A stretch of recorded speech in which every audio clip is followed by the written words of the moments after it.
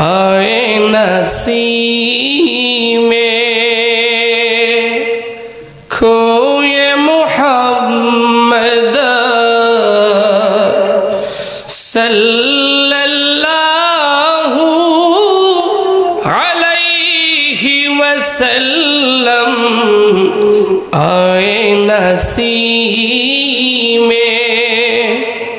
खोए मुहम्मद सल्लल्लाहु अलैहि वसल्लम खींचने लगा दिल खींचने लगा दिल खींचने लगा दिल सोए मोहम्मद सल्लल्लाहु अलैहि वसल्लम आए नसीमे आए नसीमे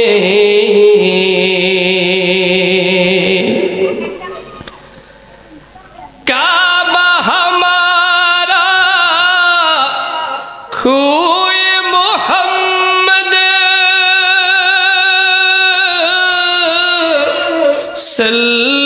सल्लल्लाहु अलैहि वसल्लम काबा हमारा खूए मोहम्मद सल्लल्लाहु अलैहि वसल्लम मसहफ़ ईमा मसहफ़ ईमा मसहफ़ ईमा रोए मोहम्मद सल्लल्लाहु अलैहि वसल्लम आए नसीमे खोए मोहम्मद सल्लल्लाहु अलैहि वसल्लम आए नसीमे আমার আল্লাহ রব্বুল আলামিন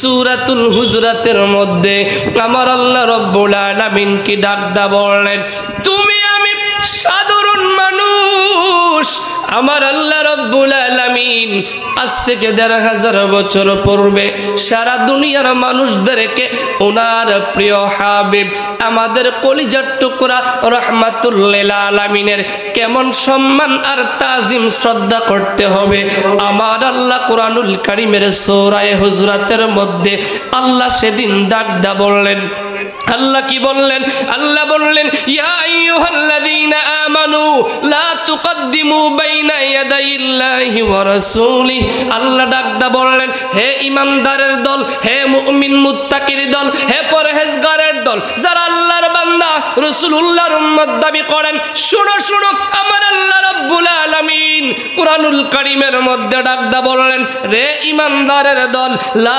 তুকদ্দিমু বাইনা ইয়াদাইল্লাহি ওয়া রাসূলিহি তোমরা আল্লাহ এবং রাসূলুল্লাহর সামনে অগ্রবর্তী হয় না সামনে চলার চেষ্টা করো না নিজেরা সামনে নেতৃত্ব দেওয়ার অসৎ সাহস করার সুযোগ আমার আল্লাহ আজ থেকে ১৫০০ বছর আগে নিষেধ করেছেন কেমন ভাবে আমার আল্লাহ নিষেধ করলেন সূরা হুজরাত কেন নাজিল হলো সূরা হুজরাতের প্রেক্ষাপট যদি খুঁজতে যান দেখবেন আমার আল্লাহ রব্বুল আলামিনের রাসূলুল্লাহর কলিজার টুকরা সাহাবীদের মধ্য থেকে দুইজন সাহাবী ছিলেন একজন ছিলেন হযরতে আবু বকর আর একজন ছিলেন হযরতে ওমর আল্লাহর নবীর দুইজন সাহাবী যাদেরকে আমার আল্লাহ জান্নাতের আমার রাসূলুল্লাহ দুনিয়ার জমিনে আল্লাহ জান্নাতে নিবেন ঘোষণা করেছিলেন আবু মুলাইকা রাদিয়াল্লাহু তাআলা আনহু বর্ণনা করেন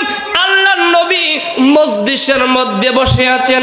রাসূলুল্লাহ সাহাবায়ে কেরামদেরকে নিয়ে মজলিস করতেছেন।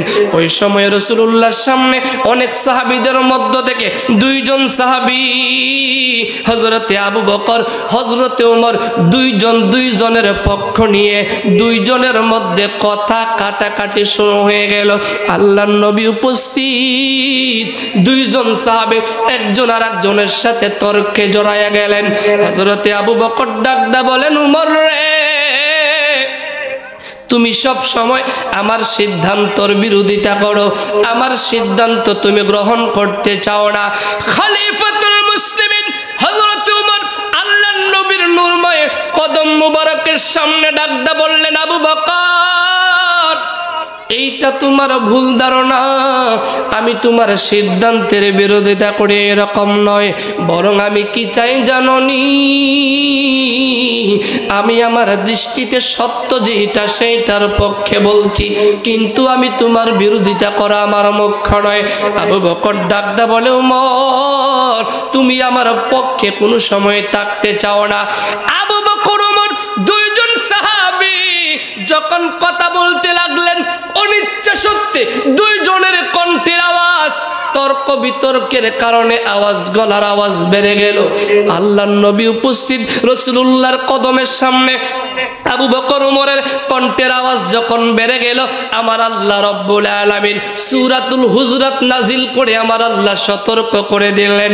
আমার আল্লাহ ডাকতে বললেন, ইয়া আইয়ুহাল্লাযীনা আমানু, হে ঈমানদার সাহাবীরা, রে আবু বকর, রে ওমর, তোমরা সবাই শুনে রাখো, আমি আল্লাহ এবং আমার বন্ধু রাহমাতুল লিল আলামিনের সামনে নিজেদের কণ্ঠের আওয়াজ বেশি করা যাবে না। সুবহানাল্লাহ বলবেন না? রাসূলুল্লাহর বিরোধিতা করেন নাই, রাসূলুল্লাহর ইজ্জতের বিরোধিতা করেন নাই, শুধু উনারা দুইজন কথা বলতে বলতে গিয়ে একজনের কণ্ঠের আওয়াজ আরেকজনের উপর বেড়ে গেল। আল্লাহ ডাকদা বললেন, ইয়া আইয়ুহাল্লাযীনা আমানু, লে ঈমানদারের দল, লা তারফাউ আসওয়াতাকুম ফাওকা সাউতিন নবী, তোমাদের কণ্ঠের আওয়াজ যেন আমার বন্ধু রাহমাতুল লিল আলামিনের কণ্ঠের আওয়াজের উপর বেড়ে না যায়। ওয়ালা তাজহারু লাহু বিল কাউলি, এরপরে বললেন, কাজাহরি বাউদিকুম লিবাউদিন, দুনিয়ার জমিনে একজন আরেকজনের সাথে যেই রকম তর্ক করো, ওই রকম তর্ক আমার বন্ধুর সামনে চলবে না। সুবহানাল্লাহ বলবেন না? ঘোষণাকার জোরে বলেন না কার?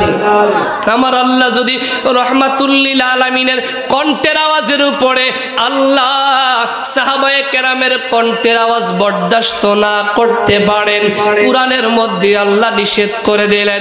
বর্তমান সময়ে ইচ্ছায় অনিচ্ছায় কত লেবাসদারি মাওলানা, কত লেবাসদারি হুজুর, কত ঘুমটাদারি হুজুর ইচ্ছায় অনিচ্ছায় আল্লাহর রাসূলের আজমতের বিরুদ্ধে কথা বলে, আল্লাহর রাসূলের বিবিগণ আমাদের উম্মাহাতুল মুমিনিনদের শানের বিরুদ্ধে কথা বলে।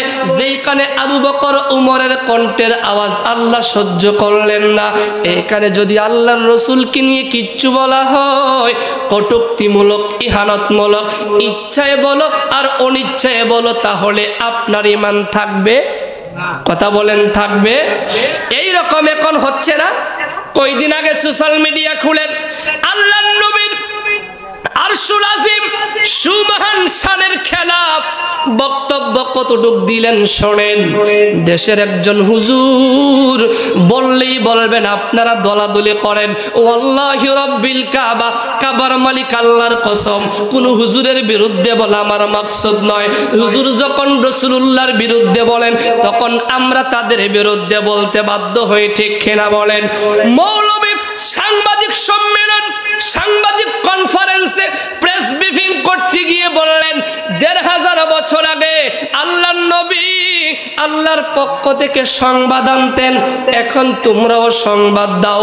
নবী শব্দের অর্থ নাবা মানে সংবাদ বাহক, রাসূলুল্লাহ সংবাদ নিয়ে আসতেন, সেজন্য তোমাদের যেই রকম সংবাদ সাংবাদিক বলা হয়, আল্লাহর নবীকে কো আল্লাহর পক্ষ থেকে সংবাদ আনয়ন করার কারণে রাসূলুল্লাহ সাংবাদিক ছিলেন। নাউজুবিল্লাহ বলবেন না? শুধু সাংবাদিক বলেই ক্ষান্ত হয়ে নাই, কত বড় সাংঘাতিক বক্তব্য মৌলবী দিল। তারপরে বললেন তোমরা তো বর্তমান সময়ে প্রেজেন্ট নিউজগুলো টেলিকাস্ট করতেছো জাতির সামনে, সেজন্য 1500 বছর আগে আল্লাহর নবীর সংবাদ আর এখন সাংবাদিক হিসেবে তোমাদের সংবাদ বরং ওই জামানার চেয়ে, ওই সময়ের চেয়ে এইক্ষণের সংবাদ হিসেবে তোমাদের মর্যাদা বেশি। নাউজুবিল্লাহ বলবেন না? আল্লাহর রাসূলকে যেই মৌলবী সাংবাদিক বলল, শুধু সাংবাদিক বলে নয়, এবং বলল বর্তমান সত্য মিথ্যার সংমিশ্রণে হলুদ মিডিয়ার সাংবাদিকদের খুশি করতে গিয়ে বললেন বর্তমান সাংবাদিকদের মর্যাদা রাসূলুল্লাহর চেয়ে বেশি হয়ে গেল।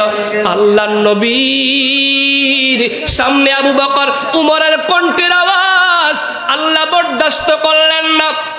আজকে যদি মৌলবী বলে আল্লাহর নবীর মর্যাদা সাংবাদিক হিসেবে উনার চেয়ে বর্তমান সাংবাদিকের মর্যাদা বেশি, এই কথা বললে ঈমান থাকবে? কথা বলেন থাকবে? ও মুসলমান, এটা আমার বক্তব্য নয়, আমার আল্লাহ রাব্বুল আলামিন কুরআনুল কারীমের মধ্যে ডাকদা বললেন আনতাহবাতা আমালুকুম ওয়া আনতুম লা তাশউরুন। রে নির্বোধের দল, শুনে রাখো, জেনে রাখো, মনে রাখো, আমার আল্লাহ বললেন তোমরা যদি আমার বন্ধুর সামনে নিজেদের কণ্ঠের আওয়াজ বাড়াও, আনতাহবাতা আমালুকুম ওয়া আনতুম লা তাশউরুন, তোমরা আমার নবীর ইহানতমূলক বক্তব্য দেওয়ার কারণে তোমাদের আমল কোন দিকে বরবাদ হয়ে যাবে তোমরা সেইটা বুঝতেও পারবা না। ঘোষণাকার